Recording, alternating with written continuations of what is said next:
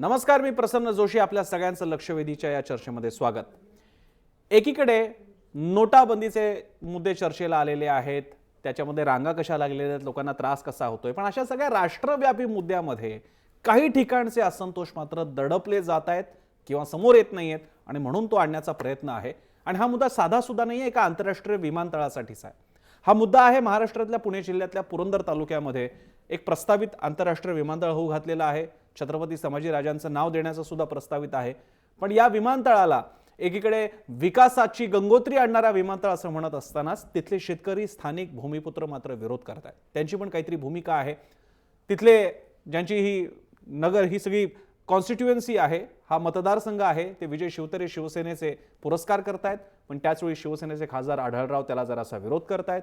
भाजपची भूमिका अर्थातच स्वागताची आहे, बाकीचे पक्ष मात्र गप्प आहेत. नेमका मुद्दा काय आहे आणि शेतकऱ्यांना काय म्हणायचं ते आपण समजून घेणार आहोत. कोणते मुद्दे घेऊन आपण ही चर्चा सुरू करणार आहोत पाहूयात ग्राफिक्सच्या माध्यमातून.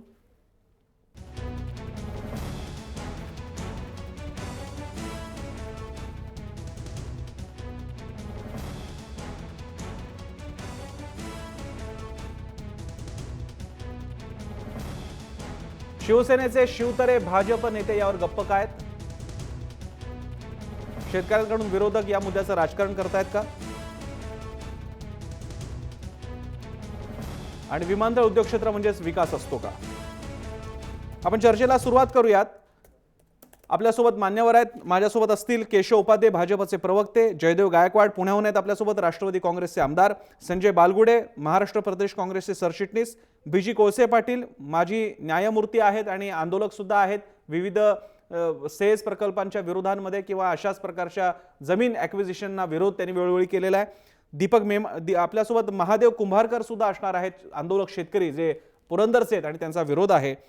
आणि विजय शिवतरे फोनद्वारे आपल्याला याबद्दल सहभागी होणार आहेत. फक्त त्यांनी स्वतःहून सांगायला सांगितले ते प्रवासात असतील, त्यामुळे मध्ये जर का फोन कट झाला तर कृपया गैरसमज करून घेऊ नका की त्यांनी चर्चा अर्धवट सोडली. ते प्रवासात आहेत पण ते आपल्यासोबत असणार आहेत. सगळ्यांचं स्वागत. मी पहिल्यांदा आपले शेतकरी बंधू महादेव कुंभारकरांपासून सुरुवात करेन. कुंभारकरजी, काय नेमका मुद्दा आहे? एक प्रचंड आंतरराष्ट्रीय विमानतळ आपल्या भागात येणार आहे, नागरीकरण वाढत चाललेलं आहे, अशा वेळी मोठा चांगला रेट पण मिळण्याची शक्यता आहे. अशा वेळी शेतकऱ्यांचं म्हणणं तरी काय आहे?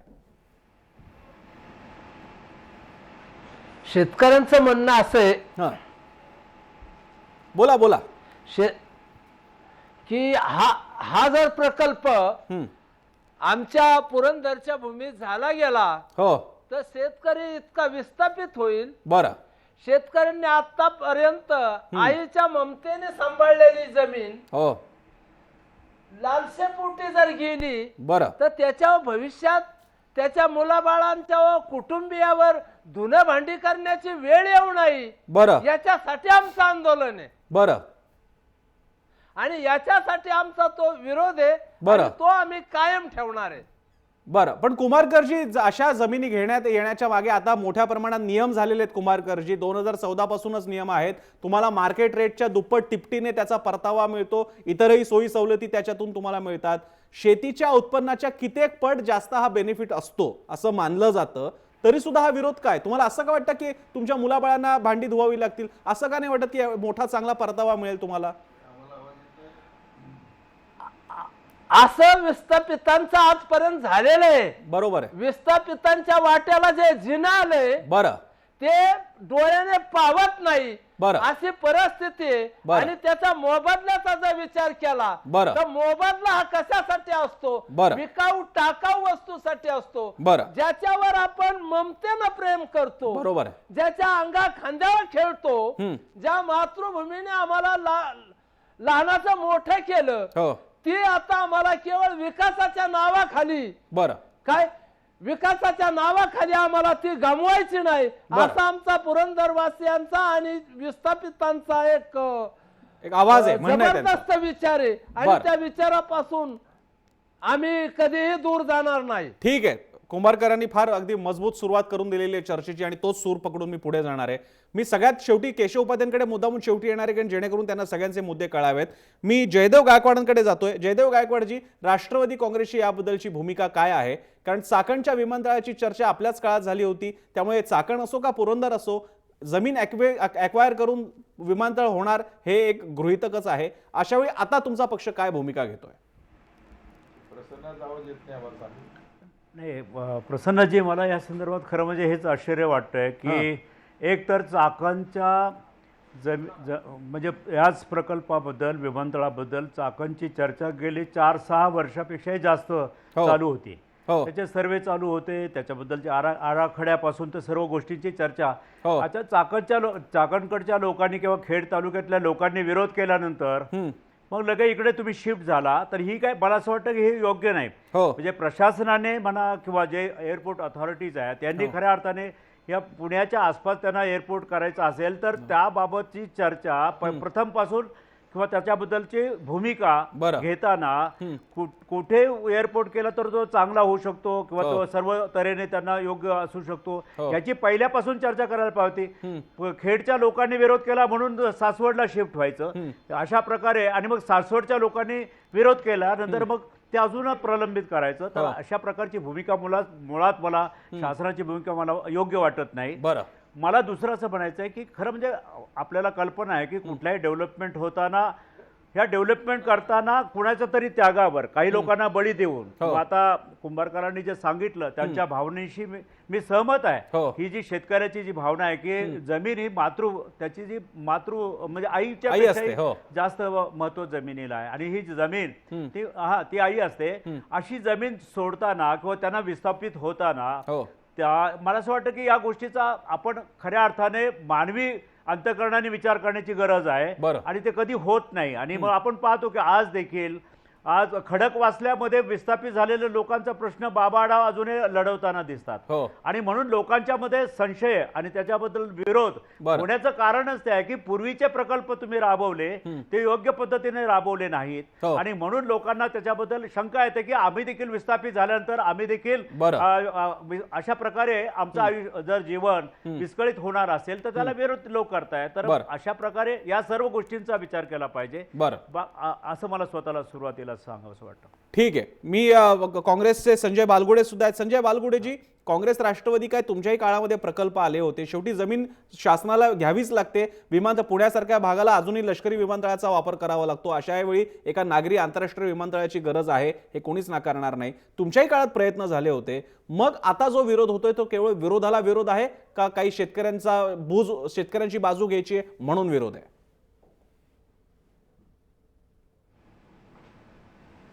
काँग्रेस राष्ट्रवादीच्या काळात हे झालं बरोबर आहे, अगदी बरोबर आहे.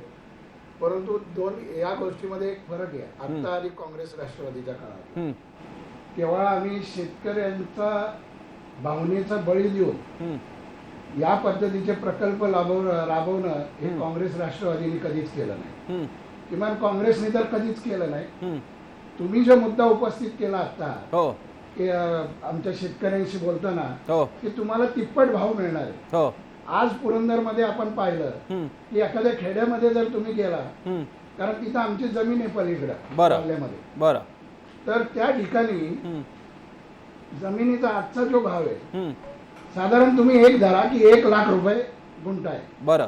ज्या वेळेला विमानतळ होईल, आता तुम्ही ती अधिग्रहण करणार त्या जमिनीचं, त्यावेळेला विमानतळ झाल्यानंतर त्या जमिनीची किंमत एका गुंठ्याला 15 ते 20 लाख होणार, एक भाग. म्हणजे ती जमीन भविष्य काळात ज्याचा भाव वाढणार आहे ती आता शेतकऱ्यांनी द्यायची.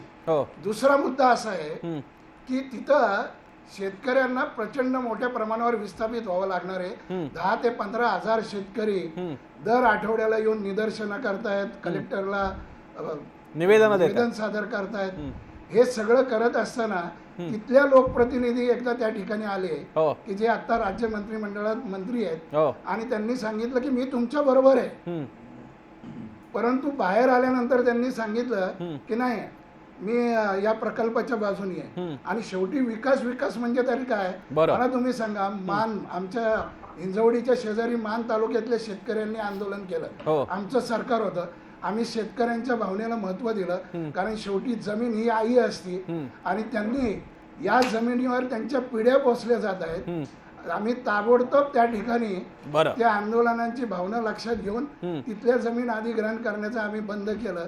तेच चाकणच्या बाबतीत झालं या गोष्टीचं उदाहरण मी तुम्हाला देतो. बरं. आणि आपण पाहतो आज तुम्हाला कल्पना नसेल किंवा असेल मला माहित नाही, पण मुळशीचं धरण जेव्हा झालं तिथल्या विस्थापितांना आजही हो दौंड तालुक्यामध्ये आणि आजूबाजूच्या परिसरामध्ये आज हे धरण झालं कधी सेनापती बापटांच्या काळामध्ये. हो. सेनापती बापटांनी आंदोलन केलं, पण तितक्या शेतकऱ्यांना आज जमिनी मिळत आहेत. आणि लावसाचं उदाहरण घ्या, तिथल्या आदिवासी आणि शेतकऱ्यांचं काय झालं.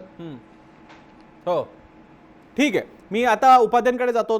कोळसे पाटलांशी थोडासा संपर्काचा प्रॉब्लेम आहे, तो थोड्याच वेळात संपला की आपण त्यांच्याकडे जाणारच आहोत. उपाध्यायजी, सगळ्या बाजू बहुधा तुमच्यासमोर आलेल्या आहेत. आता या पार्श्वभूमीवरती आता भाजप काय भूमिका घेणार? प्रसन्नाजी धन्यवाद. पहिल्यांदा मी 2 पॉलिटिकल उत्तर देतो आणि मग तांत्रिक गोष्टी ठीक आहे, चालेल. मगाशी आपले राष्ट्रवादीचे प्रवक्ते कोण मला म्हणाले, ते काय म्हणाले, जयदेव मानवता गायकवाड, वगैरे वगैरे राष्ट्रवादीचे आमदार. केला. हा, राष्ट्रवादीचे आमदार जयदेव गायकवाड. त्या मुंबई पुणे हायवेवरती शेतकऱ्यांना बेदम मारलं, गोळ्या घातल्या. त्यावेळी कुठं मानवता गेली होती यांची? दुसरे आमचे काँग्रेसचे मित्र काय म्हणाले की काय आम्ही शेतकऱ्यांचा विचार केला, अमुक केलं तमुक केलं. हा त्यांनी केला. ज्या बाकीच्या ठिकाणी इतक्या ठिकाणी जमिनी गेल्या, कशा पद्धतीने शेतकऱ्यांच्या जमिनी घेतल्या गेल्या, त्यावेळी कुठे गेलं होतं त्यांचं हे प्रेम? ठीक आहे, हे त्यातला राजकीय भाग सोडून द्या.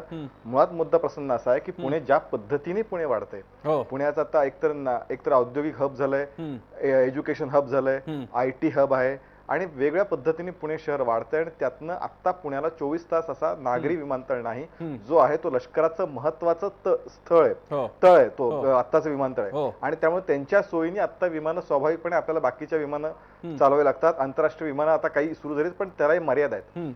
त्यामुळे पुण्याच्या विकासासाठी आणि एकूण विकासासाठी तिथे स्वतंत्र नागरी विमानतळ असण्याची गरज आहे. ही गेल्या अनेक वर्षापासूनची मागणी होती. त्याच्यानुसार चाकण परिसरामध्ये पहिला टप्पा होता, तो जो तपासणी त्याचं सुरू होतं, जे गेले अनेक वर्ष तो सुरू होता. त्यातलं 6 ठिकाणी त्या अधिकाऱ्यांनी जागा बघितल्या, पण त्यातली वस्तुस्थिती अशी की एकही जागा फिजिबल नव्हती. त्याची कारण अशी होती की त्या परिसरातले डोंगर होते, ज्यातनं त्या पूर्णपणे एअरपट्टी किंवा अशा गोष्टी तयार करणं अडचणीचे होते. आणि दुसरं, ते डोंगर टाळले तर तुम्ही त्या पुण्याच्या लष्कर विमानतळाच्या परिघाच्या हद्दीत येता. त्याला काही नियम असतात लष्कर विमानतळाचे, त्यामुळे तो चाकण परिसरातलं फिजिबल होत नसल्यामुळे स्वाभाविकपणे तो जो मुद्दा होता तो मागे पडला. आता दुसरा मुद्दा, पुरंदर कुठून आलं, तर स्वाभाविकपणे जो विचार झालाय, जो त्या स्तरावरती म्हणजे त्यातलं, आता ही काही भूमिका म्हणून मांडत नाहीये, मी फक्त काय विचार झाला ते सांगतोय की स्वाभाविकपणे एक त्या भागातला जो एक तुलनेने कमी, म्हणजे माझा शब्दप्रयोग नीट आहे का, तुलनेने कमी पावसाचा पट्टा असलेला हा भाग आहे सगळा.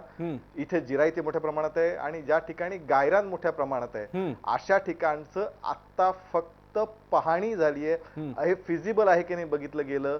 ती जागा, त्यातलं अजून ह्याच्यामधला कुठल्याही पद्धतीचं पुढची पायरी, पुढची स्टेप ही पडलेली नाही. याच्यानंतरनं एकदा तो अजून कालपासून एक वेगळा अरिस्टर सर्वे त्याला म्हणतात, तो सर्वे त्यांनी सुरू केलाय. या सर्वे पूर्ण होईल, त्याच्यामध्ये मुळात किती जमीन कुठे लागणार, कशा प्रकारचा तो परिघ असणार विमानतळाचा, हा त्यातला एक मुद्दा असेल. त्याच्यानंतरनं पुढच्या गोष्टी, मग त्यातली गायरान जमीन किती त्यातली घेता येईल आणि मग शेतकऱ्यांसाठी कशा पद्धतीने विषय बाकीचे करता येतील, हा दुसरा मुद्दा. त्यामुळे आता हे खूप प्राथमिक स्तरातला पहिला मुद्दा. दुसरा त्यातला सगळ्यात आणखी एक महत्वाचा मुद्दा लक्षात घेतला पाहिजे प्रसन्ना, नवी मुंबई विमानतळाचं, म्हणजे मागच्या काळात ज्या पद्धतीचं विस्थापितांचे हाल झाले, त्यामुळे प्रत्येक शेतकरी, इथे जे आपल्याला शेतकरी बांधव बसलेत, त्यांच्या व्यथा अतिशय 100% योग्य आहेत. त्यामुळे कुठल्याही गावकऱ्यांना, कुठल्याही लोकांना असं वाटतं की आपण रस्त्यावर फेकले जाऊ, अशा प्रकारची भावना गेल्या काही अनेक वर्षामध्ये जी विस्थापन झाली त्याच्यातून लक्षात येतं. पण नवी मुंबई विमानतळाचा आत्ताच तुम्हाला लक्षात आहे की कितीतरी पटीने सरकार नुसती पर्यायी अनेक पॅकेज दिलं नाही, तर त्यामध्ये पार्टनरशिप सारखे, म्हणजे रस्ता आता महामार्ग जे लँड एक्वेशन सुरू आहे, त्यात सुद्धा शेतकऱ्यांना पार्टनर करण्यासारखे उद्योग, त्यांना भागीदार करून घेणं, असे सुद्धा प्रकल्प केले जात आहेत, पॅकेज दिले जातात. नंबर 1. दुसरा त्यातला सगळ्यात महत्वाचा मुद्दा, ज्यावेळी एखादं असं एअरपोर्ट येतं, नुसतं तो एअरपोर्ट नुसतं विमान उतरण नसतं, तर त्याच्याबरोबर असा एखाद्या मोठ्या प्रकारवर समृद्धी पण येत असते. अनेक छोटे उद्योग त्या निमित्ताने त्या भागात वाढत असतात. ठीक आहे उपाध्यायजी, हा तर ही कन्सेप्ट मी घेणारच आहे. उपाध्याजी, तुम्ही म्हणताय तो मुद्दा बरोबर आहे आणि ती कन्सेप्ट मी घेणारच आहे चर्चेला, की विमानतळ, SEZ, विशेष प्रकार काय, विशेष औद्योगिक किंवा रेसिडेन्शियल असा कॉम्प्लेक्स म्हणजे लवासासारखा, याने येणारी प्रगती, विकास, हा एक विकासाचा मानदंड आहे का? हा मुद्दा मी खास BG कोळसे पाटलांसाठी राखीव ठेवणार आहे. पण कोळसे पाटलांकडे जाण्यापूर्वी विजय शिवतारे आपल्यासोबत फोनवर आहेत आणि मला त्यांच्याकडे जावं लागतंय, ते प्रवासात आहेत. शिवतारेजी, माझा आवाज पोहोचतोय तुमच्याकडे? शिवतरेजी, या प्रकल्पाला विरोध होतोय आणि तिकडे पुरंदरचे शेतकरी बंधू पण आपल्या सोबत आहेत. तुम्ही तिकडे प्रकल्पग्रस्तांच्या समोर जाताना एक म्हणता आणि बाहेर म्हणता मी प्रकल्पाच्या बाजूने आहेत. तुमची नेमकी भूमिका काय? अजिबात नाही, अजिबात नाही. आपल्या माहितीसाठी सांगतो, मी एकमेव असा राजकीय माणूस आहे की त्या पारगावमध्ये जेव्हा 5,000 लोकांच्या समोर जाऊन असं स्पष्टपणे सांगितलं की आपल्या पुढच्या पिढ्यांच्या हितासाठी दुष्काळी भाग आहे संपूर्ण, आणि या दुष्काळी भागामध्ये पुढचा जो उत्कर्ष करायचा असेल तर एक चांगली सुवर्णद्वार विकासाचं हे समोर आलेलं आहे आणि म्हणून विचार करा. अशा प्रकारचं समोर जाऊन मी दुटप्पी भूमिका मी कधीच घेतलेली नाही. काही नेत्यांनी घेतली असेल परंतु मी अजिबात घेतलेली नाही. पवार साहेबांनी अजिबात घेतलेली नाही. अजितदादांनी अजिबात दुटप्पी भूमिका घेतलेली नाही. सगळ्यांचं मत आहे, फक्त एकच आहे की शेतकऱ्यांना पूर्णपणे विश्वासात घेऊन त्यांच्या कल्याणाचं काम करायचं. याच्या अगोदर पाठीमागील काँग्रेसच्या सरकारांनी काही चुकीच्या गोष्टी केल्या. लँड एक्विजिशन जसं आता पुरंदरमध्ये जेजुरी MIDCच्या काळामध्ये त्यांनी ती प्रॉपर काळजी घेतली नाही, त्याच्यामुळे भीती लोकांच्या मनामध्ये आहे. नंबर 1. नंबर 2, आदरणीय मुख्यमंत्र्यांनी आता जो नवीन मुंबई नागपूर जो रस्ता आहे सुपरवे, त्याच्यामध्ये ज्या प्रमाणचं जे तंत्र अवलंबलं आहे की ज्याच्यामध्ये लँडपूल हे करून त्याच्यामधून लोकांना दिलासा देणे, नवीन प्रकारच्या कल्पना आहेत आणि अतिशय लोकाभिमुख आहेत. परंतु एखादी नवीन कल्पना मांडताना ती लोकांच्या गळी उतरताना थोडासा वेळ जातो. नंबर 1. नंबर 2, याच्यामध्ये पार्टनरशिप सुद्धा दिली जाईल की जेणेकरून लॉंग टर्म शेतकऱ्यांना उत्पन्न त्याचं मिळत राहील. आजची कंडिशन अशी आहे, मी लोकांना जाऊन खरोखर असं सांगितलेलं आहे की बाबा रे, 2 वेळचं जेवण सुद्धा आपल्याला प्रॉपर होत नाही. इतकी वाईट अवस्था आपली इतक्या दुष्काळी भागामध्ये अनेक मुलांची लग्न होत नाही. इतक्यापर्यंत 1 तास जाऊन मी लोकांना कन्व्हिन्स केलं. थोडासा वेळ जातो. एकच चूक याच्यामध्ये होतोय की नक्की कुठची जागा जाते आहे, बागायती जाते आहे का, लँड आणि याच्याबद्दलचा DPR अजून जो तयार नाही, तो DPR तयार करण्याचं काम आता सुरू आहे, सर्वेक्षणाचं काम सुरू आहे आणि त्याच्यानंतर लोकांना विश्वासात घेऊन कोणाची जाते. आज काय होत आहे, असा अपप्रचार केला जातोय काही राजकीय लोकांकडून, हे गाव जाणार आहे, हे वस्ती जाणार आहे, असं होणार आहे, कोंबड्या मरणार आहेत आणि त्याच्यामुळे लोकांचा दिशाभूल केली जाते. ज्या दिवशी हा DPR होईल, ज्या दिवशी सर्वे होईल, कुठची जमीन जाते, याच्यामध्ये मला आणखी आनंद सांगायचं मला विषमता वाटते की जे लोक आज विरोध करतायत, याच लोकांनी जे आता समोर जे लिडरशिप करतायत ते सगळे दलाल आहेत. 1000 एकर शेतकऱ्यांच्या जमिनी त्यांनी ऑलरेडी दलाला मोठ्या व्यापाऱ्यांना विकलेल्या आहेत. मला काल काही जी माहिती मिळाली ती मी अचंबित झालोय. 600-700 एकर राठी नावाच्या एका बिल्डरने तिथे घेतलेली आहे. अल्ताफ पटेल नावाच्या माणसाची 250 एकर आहे. अनेक लोकांच्या 200 ते 400 एकर आहे. मला तर भीती आहे की शेतकऱ्यांच्या हातात आहे किती जमीन. नंबर 1. नंबर 2, याच्यामधून जेव्हा सर्वेक्षण होईल, DPR होईल आणि पॅकेज काय आहे आपलं कल्याण याच्यामध्ये होणार आहे की मी शेतकऱ्यांना म्हणून म्हणतोय, माझ्यावर विश्वास ठेवा. जर तुम्हाला पॅकेज आल्यानंतर आणि संपूर्ण जर माहिती वाटली आणि त्याच्यात जर काय आपल्याला वाटलं की काहीतरी चुकीचं होत आहे तर मी तुमच्या बाजूने असेल. पण जर सरकारने, माननीय मुख्यमंत्र्यांनी अतिशय चांगली अशी सगळी कल्पना म्हणून लोकांच्या कार्य केलं असेल, ऐकायला आपल्याला ऐकलं पाहिजे, समजलं पाहिजे, नंतर. शिवतरेजी, तुम्ही आमच्यासोबत राहाच. मी कोळसे पाटलांकडे जाण्यापूर्वी, आता कारण मला कोळसे पाटलांना वेळ द्यावीच लागणार आहे, मी मगाच बसून गेलो नाहीये, पण त्यांच्याकडे जाण्यापूर्वी फक्त शिवतरेंच्या या मुद्द्यावरती मला आपले शेतकरी बांधव कुंभारकर यांच्याकडे जावं लागणार आहे. कुंभारकरजी, शिवतरे बापू आपल्यासोबत आता होते, ते म्हणत होते की कोणती जमीन जाते ते आधी बघा, योजना ऐकून घ्या, तुम्हाला जो त्याच्यातून बेनिफिट फायदा मिळणार आहे, तुम्हाला भागीदार करून घेतलं जाणार आहे, त्यातून येणारं उत्पन्न हे तुम्ही तिथल्या कोरडवाहू भागात केरळत असणाऱ्या शेतीच्या उत्पन्नापेक्षा कैक पटीने जास्त आहे. अशा वेळी याला विरोधापुरता विरोध करावा का? कुंभारकरजी.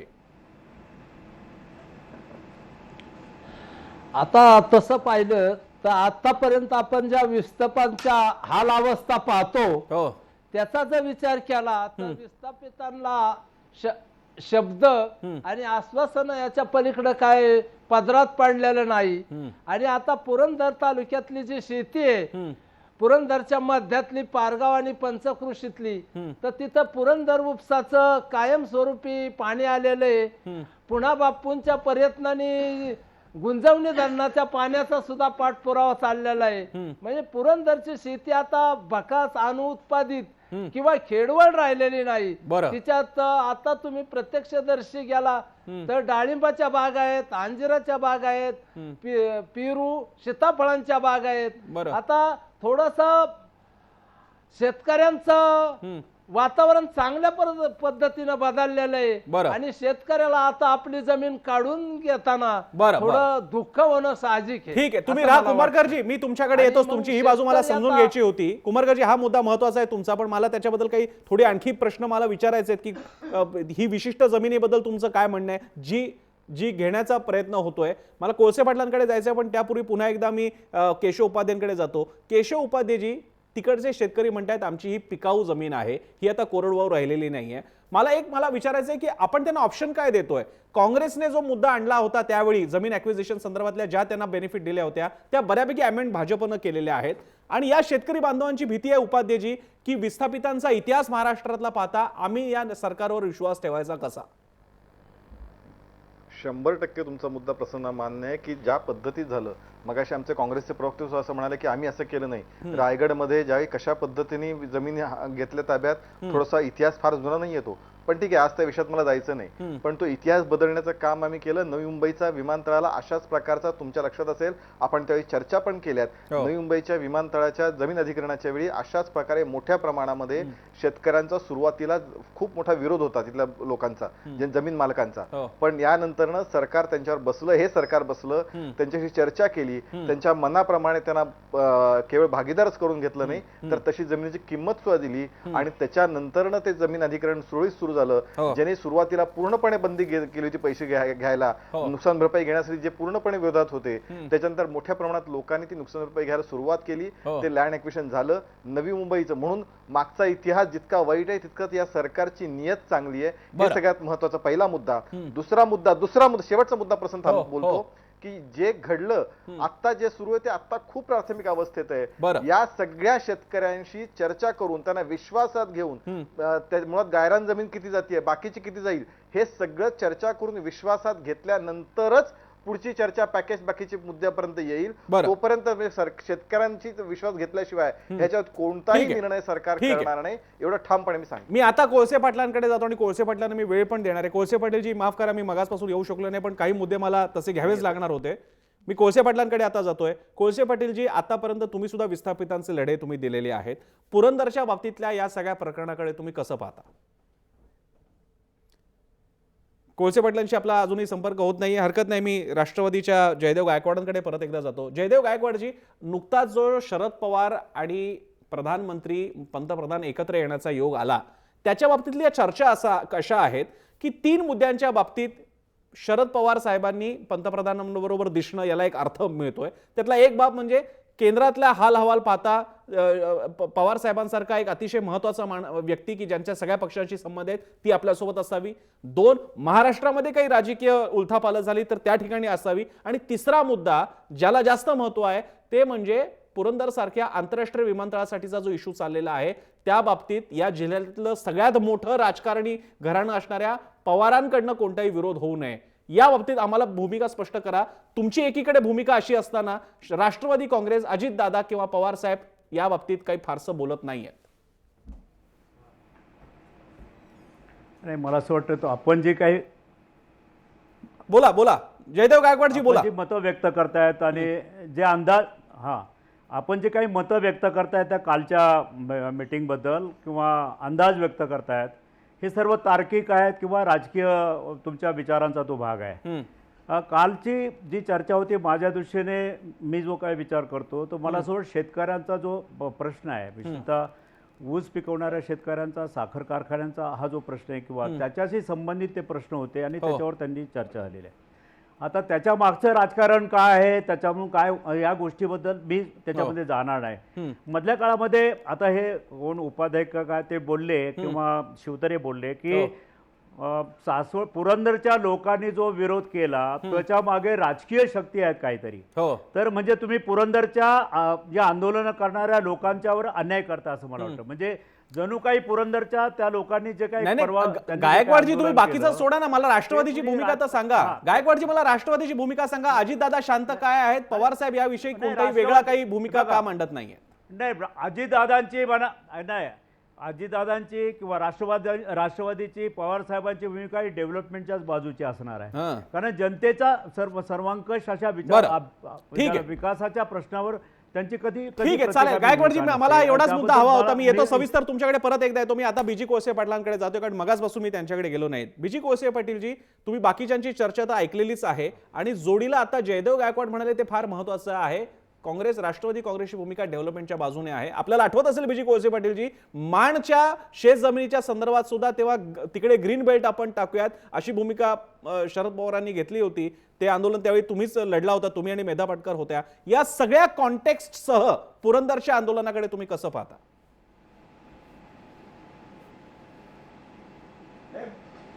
यातलं कोणाचंही मला काही ऐकू आलेलं नाही, बरं. फक्त माझी बाजू मी मांडतो ठीक आहे. की तुम्ही जेव्हा डेव्हलपमेंट बनता हम्म, तेव्हा तुमच्या देशामध्ये 85% विरुद्ध 15%, हम्म, हा जो समाज आहे त्या 85% समाजाला मारूनच का डेव्हलपमेंट करताय? बरं.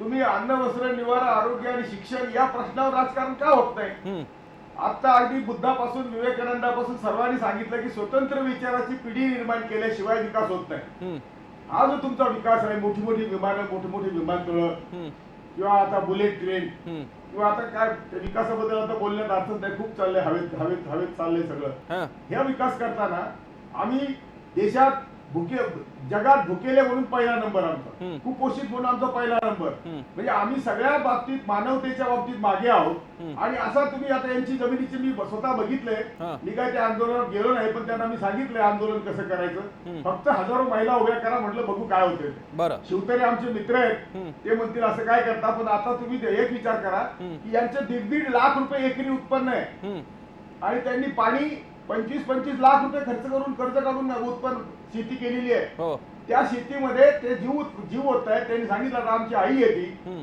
त्यामुळे त्या शेतकऱ्यांचं काय करायचं? बरं. तुम्हाला तुम्ही कुठेही शेती दिली तर ही शेती अशी शेती त्यांना मिळू शकत नाही, हम्म. ती त्यांनी डेव्हलप केली. हम्म. त्यांची हजारो किलोमीटरची पाईपलाईन आहे, हम्म, शेतात त्यांनी पाईपलाईन फिरवलेली आहे. हो. मग हे सर्व करेपर्यंत तुम्ही बरं. काय करत होता? त्यामुळे एवढी सगळी डेव्हलपमेंट या 7-8 गावांनी केलेली आहे, हो. आणि ती डेव्हलपमेंट विचारात न घेता तुम्ही विमानतळ आणताय. हम्म. विमानतळासाठी खूप जागा आहेत चांगल्या. हम्म. अगदी पाटस बारामती रोडवर संपूर्ण दोन्ही बाजूने बॅरन लँड आहे, बॅरन. हो. तर त्यामुळे बॅरन लँड घे ना. हम्म. या शेतकऱ्याला आम्ही पुन्हा क्रेडिट पाहिजे कोणाला. आम्ही विमानतळ आणतो, आम्ही, तुम्ही आणा, सगळं आणा, हो. पण लोकांना मारू नका ना. बरं. आम्हाला आज आमच्या दृष्टीने कुणी विचारच करत नाही. हो. आता ते माणसं तुम्ही सांगितलं मला, किंवा इव्हन खेडचं विमानतळ, खेडमध्ये हम्म. किती धरणे आहेत, हम्म, आणि संपूर्ण जमीन इरिगेटेड आहे. हम्म, तिथे तुम्ही विमानतळ नेताय. हम्म, तुम्हाला विमानतळासाठी जागाच पाहिजे तर खूप चांगल्या जागा आहेत, ज्या बरं. बॅरन लँड आहेत, आम्ही दाखवायला तयार आहोत. हो. फक्त तुम्ही अशा जागा घेताय हम्म. की ज्या तुमच्या सोयीच्या हो. आहेत, तिथल्या स्थानिक पुढाऱ्यांच्या सोयीच्या असतील, हम्म, पुण्याच्या सोयीच्या असतील, त्या अशा जागा घेऊन तुम्ही त्याच शेतकऱ्यांना मारता. हे कोणाला सहन करणार आहे? बरं. आणि शेतकरी अशा आता पॉइंटला आहेत ते, हम्म. की आम्ही जेलमध्ये जायला तयार आहोत, हम्म. पण आम्ही जमीन देणार नाही. ठीक. दुसरं काय सरकार करू शकतं? एवढंच बरं. करू शकतं. बरं. जेलमध्ये जायला तयार आहेत ते. परंतु बरं. आज आम्हाला विकासावरच चर्चा व्हायला पाहिजे प्रसन्न. बरं. आणि ती तुमच्या आमच्या विचाराची चर्चा आहे की हो. विकास कोणाचा करतात ते. मी येतो, हा मुद्दा घेऊन येतो तुमच्याकडे. आता महाराष्ट्रामध्ये नाही. एक मिनिट हो, बोला, बोला. महाराष्ट्रामध्ये आता 72% शेतकरी असे, 72% म्हणजे हो. 53% तर भूमिहीन आहेत, हो. आणि 72% शेतकरी असे 1 एकराच्या आत आहेत. हम्म, कोणाचा विकास करताय तुम्ही? हम्म, हम्म, तर त्याच्यासाठी तुम्हाला विमानतळ पाहिजे, तिथे शेतीचा माल तुम्हाला निर्यात करायचा आहे. हम्म. अरे इथे खायला नाही, निर्यात काय करताय तुम्ही? बरं. इथे आमचे मुद्दाम सगळ्या शेती जर घेतल्या, सगळं पाणी जर घेतलं, हो. तर आमचे ज्यांची विकासाची भाषा करतात त्यांनी उद्योगपतीला पाणी दिलं, उद्योगपतीला वीज दिली, उद्योगपतीला जमिनी दिल्या. हम्म. आणि जेव्हा चांगला कायदा आला हम्म. की भूमिहीनांना या सगळ्या शेतकऱ्यांना चांगलं कॉम्पेन्सेशन द्या, हो. त्या कमिटीचे अध्यक्ष असताना शरद पवारने विरोध केला हम्म. की उद्योग येणार नाहीत, हम्म. इतका चांगला कायदा आणला तरी. हो. तर त्यामुळे आम्हाला विकास पाहिजे. म्हणजे काय पाहिजे? कोणाचा बरं. विकास पाहिजे? तुम्ही ठीक आहे, ज्यांची ठीक आहे. मतं मी हा घेतली तुमचा त्यांचा मुद्दा विकास विचारतो. शिवतारे आपल्या सोबत आहेत, ज्यांची- शिवतारे बापू असतील आपल्या सोबत. शिवतारेच्या मध्ये आवाज पोहोचतोय? शिवतारेंकडे आपण हा मुद्दा घेऊन जाऊयात, कारण कोळसे पाटलांचा मुद्दा महत्वाचा आहे. त्यापूर्वी मी पुन्हा एकदा उपाध्यायांकडे येण्यापूर्वी संजय बालगुडेंकडे जातोय. संजय बालगुडेजी, आता म्हणजे खरं आहे विरोधाचे मुद्दे आहेत, नाही अशातला भाग नाही, पण आता उदाहरणार्थ जैतापूरच्या मुद्द्याच्या बाबतीत भाजपनं काँग्रेस सरकार किंवा काँग्रेस राष्ट्रवादीच्या सरकारला तुलनेनं सहकार्याची भूमिका घेतली. शिवसेना इतका प्रखर विरोध भाजपनं केलेला नाही, कारण शेवटी तो एक लार्जर स्केलचा आणि महत्वाचा असा प्रोजेक्ट होता. या इंटरनॅशनल एअरपोर्टचं महत्व तर तुम्ही सुद्धा नाकारणार नाही. तिकडे जाणारे विमानामध्ये जाणारे कोळसे पाटलांच्या भाषेतले फक्त 15% वाले नाही आहेत, सगळ्याच टक्केवाले लोक आहेत त्याच्यातून. शेतकऱ्यांची मुलं सुद्धा पुढे जाणारे, जसे आज एअरपोर्ट मुंबईच्या एअरपोर्टवरनं जातात. अशा वेळी काँग्रेस आता जे जैतापूरच्या वेळी भाजपने दाखवलं ते तुम्ही दाखवणार आहात का? प्रसन्न, एक चूक करताय तुम्ही. बोला. हॅलो, आवाज येतोय माझा? हो येतोय, बोला. हा हा, तुम्ही जे कंपॅरिझन करताय ना, हा यामध्ये काही गोष्टी आणि काही घटना घडलेल्या आहेत, हे लक्षात घ्या. बरं. उपाध्यक्षांनी जे आता सांगितलं हो आणि तुम्ही जे प्रश्न विचारला त्याचं मी उत्तर देतो. हो काँग्रेसने जे जमीन अधिग्रहण कायदा आणला होता लोकसभेमध्ये, हो त्यामध्ये त्या समितीच्या अध्यक्ष आत्ताच्या सभापती हो. सुमित्रा महाजन होते. हम्म. दुरुस्ती करायचे जे होते ना, हो हो तर लोकसभेतल्या हम्म. खासदारांनी 27 सूचना केल्या. 27 हम्म. तो कायदा दुरुस्त करण्यासाठी. बरं. आणि त्या 27 पैकी 26 दुरुस्त्या काँग्रेस पक्षाने मान्य केल्या. बरं. मोदींचं सरकार आल्यानंतर हम्म. या कायद्यामध्ये बदल करण्यात आला हम्म. आणि तो शेतकऱ्यांच्या विरोधातला बदल आहे. एक, की शेतकऱ्याला कोर्टात जाता येणार नाही. बरं. नंबर 2, हम्म. सरकार फोर्सफुली तुमचा ताब्यात घेऊ शकते. हा. नंबर 3, हम्म. जे काँग्रेसच्या काळामध्ये ज्या कायद्यामध्ये जे कलम होतं की 10 वर्षाच्या आतमध्ये जर प्रकल्प पूर्ण झाला नाही तर शेतकऱ्यांना त्यांची जमीन परत हो. द्यायची. हो हो ते कलम सुद्धा यांच्या काळात जो कायदा झाला त्यामध्ये खोडण्यात आलेला आहे. हम्म. हे सगळ्यात महत्वाचं आहे आणि म्हणून हा जो फरक आहे तो हा फरक आहे आणि म्हणून आमचा याला विरोध आहे. बरं. की शेतकऱ्यांच्या जीवा उठणारा आणि त्यांना देशोधडीला लावणारा बरं. जर प्रकल्प असेल बरं. तर त्याला आमचा 100% विरोध आहे. ठीक आहे. आता एक प्रश्न मला आम्ही कोळसे पाटलांसाठी ठेवणार आहे की मग शेवटी डेव्हलपमेंट होणार तरी कशा. पण त्यापूर्वी पुन्हा एकदा शिवतारेजी आपल्यासोबत आहेत, विजय शिवतारेजी मगाशी कोळसे पाटील म्हणत होते की तिकडच्या शेतकऱ्यांना जर का जमीन द्यायची नसेल, त्यांना जर का तिकडे डाळिंब आणि सीताफळासारखी आता पिकं घेऊन जर का ते त्यांचा स्वतःचा उत्कर्ष करत असतील, लाखो रुपये त्यांनी तिकडच्या पाण्याच्या व्यवस्थेसाठी टाकले असतील, तर तिथे उभारण्याचा हट्ट का. आणि त्यांनी उपाय पण सुचवलाय. बारामती रस्त्यावरती दोन्ही बाजूला अशा प्रकारे बॅरन लँड्स आहेत, तिथे त्याचा तुम्ही विचार का नाही करत? हॅलो, बोला. असं आहे विजय बापू. की तुम्ही संपूर्ण क्षेत्र जर पुरंदरचं पाहिलं हां. तर कोळसे पाटील साहेबांचा मी आदर करतो, पण कुठेतरी 100 एकर मध्ये किंवा 5000 एकर मध्ये 100 एकर कुठे बागायत असेल तर त्याने काही सर्वांचं उत्कर्ष होत आहे असं बिलकुल नाही.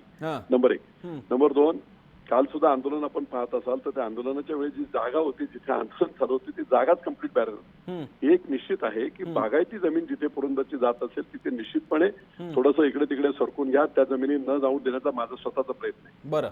परंतु बरीच बॅरन लँड आहे. दुसरी आणखी महत्वाची गोष्ट जी कदाचित लोकांना माहित नसेल, 1400 हेक्टर जवळजवळ फॉरेस्ट लँड आहे त्याच एरियामध्ये. 450 एकर आकारी पड महाराष्ट्र सरकारची आहे. गायरांची जमीन 350 एकर आहे. प्रायव्हेट लँड जवळजवळ 2000 एकर आहे. कदाचित लोकांना अदलाबदल थोडीशी करावी लागेल अशा प्रकारचं हे आहे.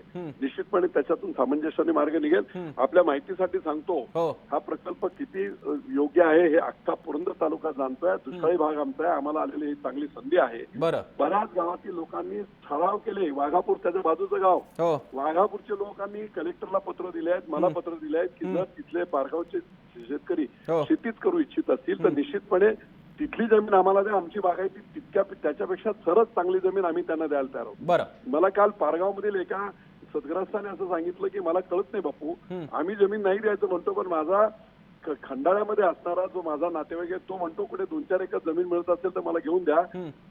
जर सरकारकडे गेली तर चांगलं कॉम्पन्सेशन मिळून फायदा मिळणार आहे. मलाच कळत नाही, माझा नातेवाईक सांगतोय ते. त्यामुळे एकंदरीत नीट सर्वे झाल्यानंतर सरकारी जमिनी किती नाही. पण शिवतारेजी तुम्ही हे म्हणताय, हा एक झाली तुमची बाजू, पण तुमच्याच पक्षाचे खासदार माझ्यासमोर लोकसत्ताची 29 सप्टेंबरची बातमी आहे, बिल्डर लॉबीमुळे विमानतळ पुरंदरला असं आढळराव म्हणतायत. मग तुमचे इंटरेस्ट हे शेतकऱ्यांचे इंटरेस्ट आहेत का अप्रत्यक्षरित्या बिल्डरांना फायदा मिळणार? बिल्डर लॉबीमुळे अजिबात नाही. माझ्या शेतकऱ्यांचा पुढचा पुरंदर तालुक्याचा विकास ठामपणे सांगतो. मी काही मताभितांची पर्वा करणार नाही. निश्चितपणे पुढच्या पुरंदरच्या 10 पिढ्यांचं, महात्मा फुलेंना सुद्धा हा झाड घालत होतो त्यावेळेस शेण मारलेले, त्यांनी अंडी मारलेले, मी ते घ्यायला तयार आहे. मी अजिबात नाही. आणि जर ते तिकडचे खासदार बोलत असतील, मी मुद्दाम एकाच पक्षाचे आम्ही लोक 12 वर्ष विरोध कोणी केला याचा जरा तपास आपण करावा. तिथे असणारा जो विरोध झाला खेडकर तिथल्या कोणा शेतकऱ्यांचा झाला, कुणाचं नाव घेणार नाही, पण निश्चितपणे आज राष्ट्रवादी तिथे नाटक करते आहे आणि काँग्रेस नाटक करते आहे की रावणामुळे झाला. अजिबात झाला नाही. मी तुम्हाला सांगतो, जर शिवसेनेच्या एका खासदारामुळे विरोध झाला आणि 12 वर्षातलं तिकडचं विमानतळ इकडे गेला असं त्यांचं म्हणणं असेल तर गल्लीपासून दिल्लीपर्यंत असणारी काँग्रेस आणि राष्ट्रवादीची सत्तेपेक्षा काँग्रेस शिवसेनेचा एक खासदार एवढा प्रभावी आहे असं त्यांनी कबूल करावं. अजिबात तसं नाही. त्यांनी तो करण्याचा प्रयत्न केला नाही. निश्चितपणे पुरंदरची जागा फाउंडेशनसाठी असणारा वरचा मुरमाड भाग, खडक हिलटॉप असणारा सगळा भाग, डीजीसीने अप्रूव्ह केलेला भाग आणि माझ्या मी त्याची फॅसिलिटी चांगल्या आहेत, पण त्याच्याबरोबर महाराष्ट्राला त्याचा फायदा होत असताना माझ्या शेतकऱ्यांचा फायदा होईल एवढ्या एका प्रामाणिक भावनेने काही लोकांच्या शिवतारेजी खूप खूप धन्यवाद. तुम्ही काही महत्वाच्या मुद्द्यांवरती अतिशय चांगलं स्पष्टीकरण दिलं, कारण त्याची गरज होती. मी शेवट कोळसे पाटलांवर करण्याआधी परत एकदा उपाध्यांकडे मी जातोय. उपाध्येजी, आम्हाला सांगा, जैतापूरचं उदाहरण आपल्या पाठीशी आहे. लोकांना विश्वासात न घेता प्रोजेक्ट जाहीर होतो, लोक बावरतात, अंधश्रद्धा काहीतरी वेगळ्या समजुती पसरतात आणि विरोध होतो आणि मग सगळं सावरायला प्रकरण सुरू होतं. असं सर्वेक्षण सुरू करण्यापूर्वी पुरंदरला डायरेक्ट घोषणा आणि त्याला छत्रपती संभाजीराजे विमानतळ होणार इतकी घोषणा करण्यापूर्वी तिथे जर का जनसभा घेतल्या असत्या, पंचायतींना तिकडच्या सांभाळून घेतलं असतं, लोकांशी संवाद थेट साधला असता, तर आज जेवढा विरोध होतोय तेवढा टाळता आला नसता का? आणि असं आहे की तांत्रिक त्यातल्या बाबी ज्या लक्षात घेतल्या की आत्ता त्या ठिकाणी मुळामध्ये किती परिघात जमीन, मगाशी आता शिवतारेंनी जे सांगितलं की गायरान जमीन अधिक जाणार आहे, या सगळ्या याच्यामध्ये अनेक वेस्टेड इंटरेस्ट जसे काँग्रेस राष्ट्रवादी आता सांगितलं, ज्या बिल ज्याचा उल्लेख आता आमच्या राष्ट्रवादीच्या मित्रांनी केला की काय चुकीच्या गोष्टी केल्या होत्या, त्यांच्या दृष्टीने सोकोड असण्या चुकीच्या गोष्टी. मी त्या वादात जायचं नाही, मला मी आता 4 गोष्टी त्यातल्या सांगू शकतो, पण तो वेळ कमी आहे. पण त्या दुरुस्त करण्याची तयारी या सरकारने दाखवली, हा सगळ्यात मोठेपणा सरकारचा होता. आणि त्यामुळे जैतापूरला आम्ही त्यावेळी आणि चर्चेत आम्ही त्यावेळी सांगितलं ना, शिवसेना त्यावेळी विरोधात होती, आम्ही बाजूला होतो. जैतापूर चर्चेत प्रसन्नजी तुमच्या सोबतच आम्ही चर्चा चालू होतो की हो आमचा त्याला पाठिंबा आहे, त्यातल्या गोष्टी दूर करून. त्यामुळे या पद्धतीचा खरं तर विकास जर आपल्याला करायचा असेल तर काही गोष्टी नक्की राजकारणाच्या पलीकडे न्याव्या लागतील. शेतकरी बंधू जगला पाहिजे, शेतकऱ्याची जमीन अशा पद्धतीने जाता कामा नये की ज्या पद्धतीचं विस्थापन आतापर्यंत झालं. पण एक आता ठिकाणी सरकार नक्की विश्वास द्या आणि त्यासाठी मी तुम्हाला उदाहरणाचं दिलं. आम्हाला नुसती खोटी पोकळ आश्वासन द्यायचे नाही. नवी मुंबईचा विमानतळाचं आश्वासन मी तुम्हाला उदाहरण दिलं, जे अडलं होतं ते आम्ही मार्गी लावून दाखवलं. त्याच पद्धतीने इथे सुद्धा आम्ही मार्गी लावून दाखवू, एवढा विश्वास प्रश्न तुम्हाला सांगतो. शेतकऱ्यांचं नुकसान कुठल्याही पद्धतीने होणार नाही. ठीक आहे. मी शेवट कोळसे पाटलांवर होते. कोळसे पाटीलजी, माझ्यासमोर कार्यक्रम संबोधताना द्विधा मनस्थिती आहे. हे खरं आहे, शेतकऱ्यांचं नुकसान होतंय, त्यांची सुद्धा बाजू आहे जी तुम्ही सुद्धा मांडली, पण हे तितकंच खरं नाही का? तुम्ही जी एक मांडणी करता आणि सगळेच आंदोलक मांडणी करतात 15% विकास, इंडिया विरुद्ध भारत, असंच खरंच अजूनही होत आलेलं आहे का? शेतकऱ्यांच्या मुलांना त्याचे फायदे नाही का मिळत? पुण्याचं जे काय आज विस्तार झालेला आहे त्याच्यामध्ये शेतकऱ्यांची पुढची पिढी नाही का पुढे बिल्डर झाली किंवा त्यांना त्याचे फायदे नाही का मिळाले? शेवटी याचा नेमका विचार करायचा तरी कसा? विमानतळ नकोच का, हीच तुमची भूमिका असणार आहे का? आणि असा विकास विरोधी दृष्टिकोन योग्य का? अर्बनायझेशन आणि SEZ मधला विकास म्हणजे खरा विकास आहे, याच्यातून मार्ग कसा निघणार? प्रसन्न, हा 85% विरुद्ध 15% मला तू विचारतो, तुला खरं वाटतंय 85%चा विकास चालू आहे? 85%च्या प्रश्नावर कोणीतरी बोलतोय का प्रसन्न? बरं, उलट असं आहे की 85%ला किंवा मी आता म्हटलं जर खरं तसं असेल तर भूकबळीत आमचा पहिला नंबर द्यायचा राहणार, देशात जगात लागावा. बरं, कुपोषणात आमचा पहिला नंबर जगात लागावा. स्त्रियांच्या पालन पोषणात आम्ही सर्वात जगात कमी. असं जर आमच्या 85%ची काळजी घेतली असती तर खरं काय चर्चा करतोय आपण? आम्ही विमानतळाला विरोध कुठं करतोय? आम्ही विमानतळाला विरोध नाही करत. आम्ही म्हणतोय की बॅरन लँड घ्या आणि विकास करा. बरं, आता जे शेतकरी 7 गावचे उठले त्यांची तुम्ही जाऊन प्रत्यक्ष जमिनी बघा, त्यांचे विकास बघा, त्यांची डेव्हलपमेंट बघा. त्यांच्या हातात तोंडात आलेला घास आता म्हणजे त्यांच्या पिढ्याने पिढ्या त्यांनी कष्ट घेतले. ते बापू आता म्हटले त्यांनी पाणी गुंजवणीचं आणलं, त्यांनी पाणी इकडून मुळाचं आणलं. हे पाणी आणल्यानंतर तुम्ही त्यांचा विकास हे करताय. आणि 3रं विमानतळ अशाच ठिकाणी आणलंय की जिथं असा विकास आहे. त्याचं कारण सांगतो की आजूबाजूला सगळ्या पुढाऱ्यांची जमिनी असतात, त्याची किंमत वाढवायची असते. त्यांना ह्या प्रकल्पामध्ये स्वतःच गंगेत हात धुवून घ्यायचा असतो. आम्हाला विकासाला विरोध नाही, उलट नव्या मुंबईच्या विमानतळाची तोडफोड आम्ही काढलेली आहे. यांच्या सरकार येण्यापूर्वी सगळं सेटल झालं होतं आणि ते सुद्धा आवाजच्या सभा शेतकऱ्यांना आम्ही FSI मिळून दिला, किमती मिळून दिल्या आणि त्या सतत मी आणि न्यायमूर्ती सावंत निगोशिएशन मध्ये होतो. त्याच्यात आम्ही अडथळा नाही आणला, त्यात फक्त आम्ही शेतकऱ्यांची बाजू मांडली. आता सुद्धा तुम्ही जर या शेतकऱ्यांच्या स्वतःच्या जमिनीचे त्यांनी जिथून पाणी आणलं, कर्ज काढले, त्यांच्यावर 10 लाखाचं कर्ज आहे. बर, ते तुम्ही काय जमिनीच्या किमतीतून देऊन त्यांना घरी बसवणार काय? नाही ठीक आहे कोळसे पाटीलजी, तुमचा सुद्धा मी मुद्दा काही खोडून काढत नाही. नव्हतो तुमचा, पण प्रश्न असा आहे की हे मुद्दे समोर येत आहेत. जसं तुम्ही म्हणतात ते मुद्दे खरेच आहेत, त्याचप्रमाणे पुण्याच्या भागामध्ये मगरपट्टा सिटी असेल, नाही तर नांदेड सिटी असेल, आणि असे असंख्य प्रोजेक्ट्स आहेत की जे शेतकऱ्यांनी एकत्र येऊन छोट्या स्तरापासून ते मोठ्या स्तरापर्यंत करून दाखवले, स्वतःचं हित घडवून दाखवलेलं आहे. पण त्याचवेळी तुम्ही म्हणताय ते पण मला मान्य, आणि कुंभारकर म्हणतात ते पण मान्य आहे की महाराष्ट्रामध्ये विस्थापितांवरती दुर्लक्ष होण्याचे इतिहासच आपल्याकडे आहे, त्यांना काही मिळालेलं नाही, हे मी मान्य करतोय. म्हणूनच मी द्विधा शब्द वापरला होता. आणि याच्यातून एक मात्र सगळ्यांचं आपलं त्याबद्दल सहमती आहे की बळजबरीने नाही, दबाव से नहीं चुनाव से काम होना चाहिए. इकडे निवड करण्याचा अधिकार ग्रामस्थांना असला पाहिजे, त्या बाबतीत मात्र बळजबरी किंवा दबाव चालून घेणार नाही. कार्यक्रमाच्या शेवटी आपल्या सगळ्या मंडळींनी केशव उपाध्ये, जयदेव गायकवाड, संजय बालगुडे, कोळसे पाटील सर, विजय शिवतारे आणि आपले शेतकरी बांधव कुंभारकर यांनी वेळ दिला. आपल्या सगळ्यांचे आभार. इथेच थांबूयात. पाहत राहा जय महाराष्ट्र.